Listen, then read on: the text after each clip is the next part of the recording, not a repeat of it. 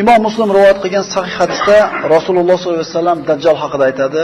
U Shom va Iroq orasida zohir bo'ladi. O'ngni ham, chapni ham, g'arbni ham, sharqni ham fitnaga to'ldiradi. Ey Allohning bandalari, sobit turinglar.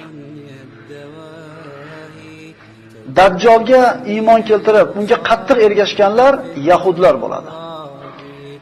Imom Muslim sahihlarda keltirgan hadisda Nabiy sollallohu alayhi vasallam aytadilar, Dajjolga Isfahon yahudilaridan 70 ming kishi ergashadi. Ularning yelkalarida laffofa deyiladi, ana shu yahudiyligini bildirib turadigan bir diniy bir kiyimi, bir alomati bo'ladi. Biz tilda sharf desak, osonroq tushunsa kerak. Yahudiyligini bildirib turadigan ana shunday bir matohi bo'ladi ustida.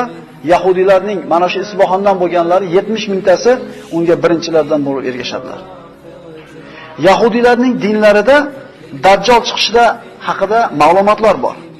Ular uni zohir bo'lishini kutadi.